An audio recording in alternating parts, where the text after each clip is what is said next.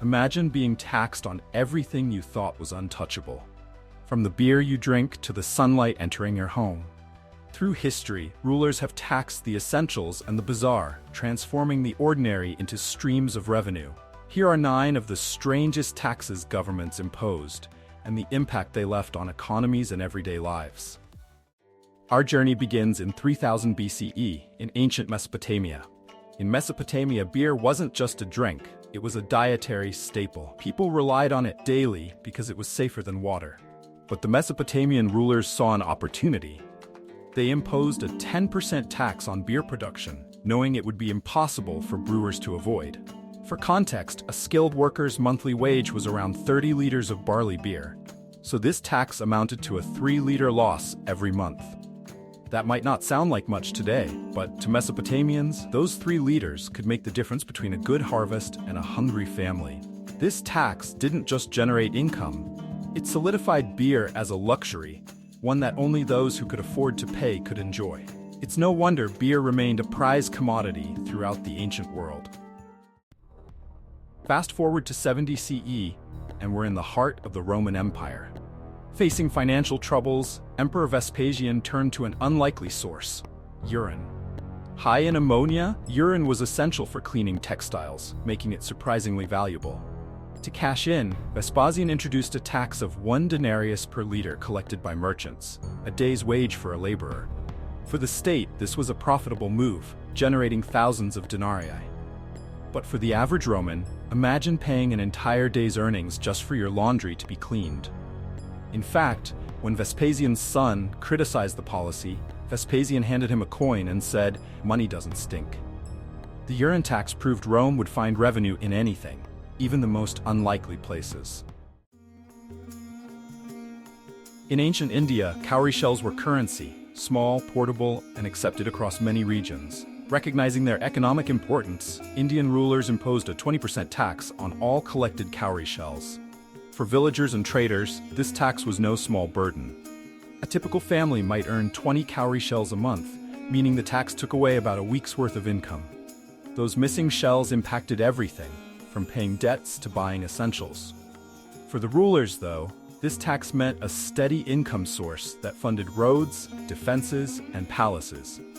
The cowrie shell wasn't just a simple currency, it became a symbol of control, with each shell paid a reminder of the government's reach. In the Inca Empire, there was no money, and trade was largely based on exchange. But the state demanded something far more valuable: people's time.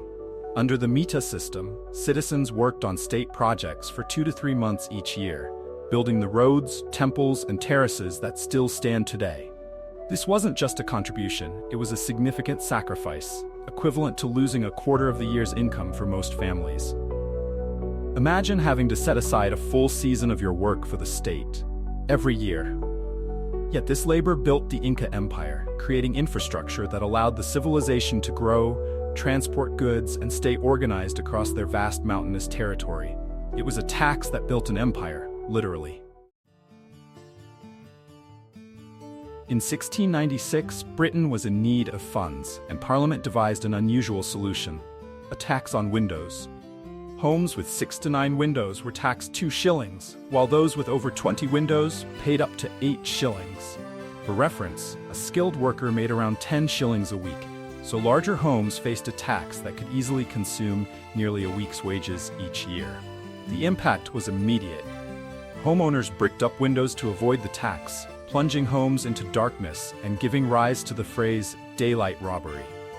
This tax filled Britain's coffers, earning the government around £1 million annually by the 19th century. Yet for the people, it came at the cost of fresh air and sunlight, a literal price on daylight. In 1698, Tsar Peter the Great set his sights on modernization, aiming to align Russia with Western Europe. His target? Beards. Peter imposed a beard tax of up to 100 rubles per year for nobles, 60 rubles for merchants, and 1 kopeck for peasants each time they entered a city. To put it in perspective, 100 rubles could buy about 500 liters of grain, enough to feed a family for a year. Nobles and commoners alike paid heavily to keep their facial hair. Each coin they handed over represented more than just a tax. It was a personal choice between tradition and modernity. For Peter, each clean-shaven face was a symbol of progress and a steady stream of revenue. During the Viking Age, Norway's winter season meant one thing: cod fishing. Cod was essential for both trade and survival, and the government knew it. So they levied a seasonal tax of 10 to 15% on each winter's cod catch. For fishermen, this tax cut into the food reserves they relied on for the long winter months. One cod could feed a family for an entire day, so every fish handed over was a direct loss. But for Norway, this tax was invaluable, creating a steady flow of income and ensuring that the government had its share of resources during the harshest season.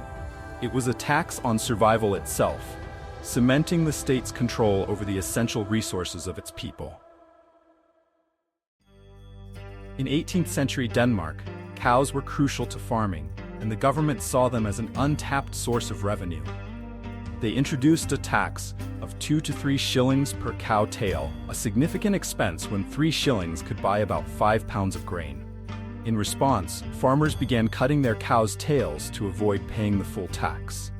This tax didn't just affect the economy, it changed the way people farmed, shaping agricultural practices as farmers found ways to outsmart the system.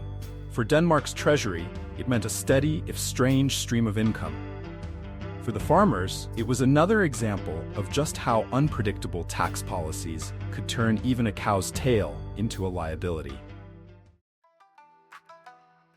In 19th century Japan, as the country moved toward modernization, the government targeted a symbol of the old order, the samurai sword. Imposing a tax of 10 to 20 ryo per sword, the equivalent of a laborer's monthly wage, the state aimed to disarm the samurai class and consolidate its power. For the samurai, already facing diminished influence, this tax was a crushing blow. Thousands were forced to part with their swords, a symbol of honor and status for centuries. Meanwhile, the government profited, using the funds to support Japan's transformation into a modern state.